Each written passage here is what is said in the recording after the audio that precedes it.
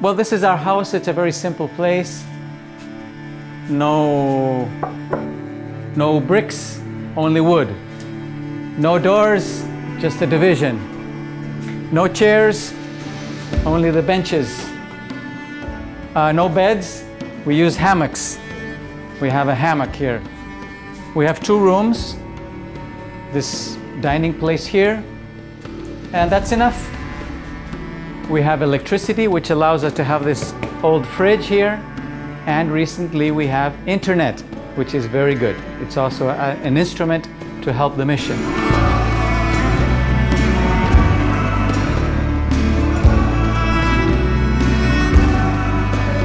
I entered the society in 1982 when I was 22 years old. I discovered a grace experience that showed me God present in the poor. In the poor and in poverty and in a simple life. Today, to understand God, to find Jesus, I would have to also put myself close to the poor and to a simple life.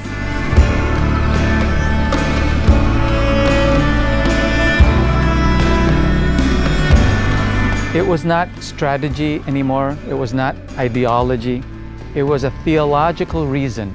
I discovered how God was present in the poor. So for me, from that day on, I started asking provincials, the superiors, whenever I had a new mission, I would ask them, I would like to be sent to the poor. I would like to identify my life with the poor. The people I was serving in different countries, African countries, Asian countries, are normally the poor people, devoted to the heart of Jesus and the apostleship of prayer. After living there, I asked them again, my provincial, take me to the margins. I've been in the center of the world. I've been living in a very important place. I got a 4-month sabbatical and I went to Acre, to the state of Acre here in Brazil, and I worked with Haitian migrants.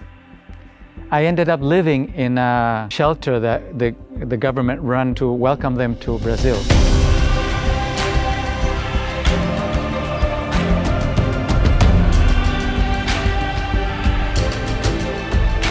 I am presently in the Brazilian Amazon region, the northern tip of Brasilia, state of Roraima. Here the Jesuits have a mission with the Wapichana people.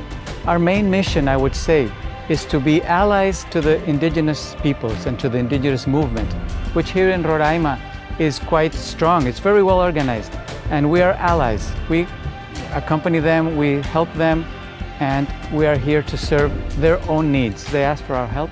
It's very good to be their friends and their allies in a very critical situation. Today we know that indigenous populations are threatened, are in danger, are persecuted, and this is not an exception. We want to preserve this beautiful life that they live. And I want to dedicate my life to this, to serve and preserve tradition, their culture, for the well-being of the rest of society. Somebody asked me, what were my difficulties here? Well, you can imagine, I was in a very different setting, a very different mission, to arrive here at almost 60. New country, new language, new people, no friends. I arrived here and it sort of struck me, that nobody knew me.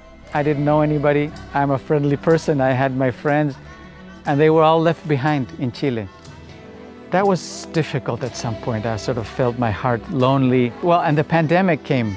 The pandemic also closed the doors. It's also a difficulty we get here with our mentality of efficiency.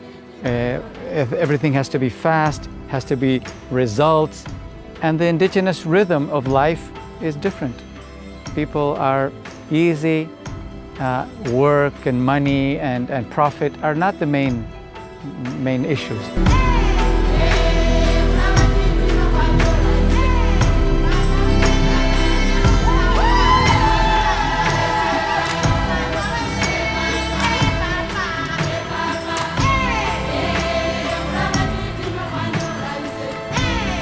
We need this wisdom of the indigenous peoples in the rest of our society that's ill, that's killing the planet, killing itself. And so we have to learn another wisdom of living.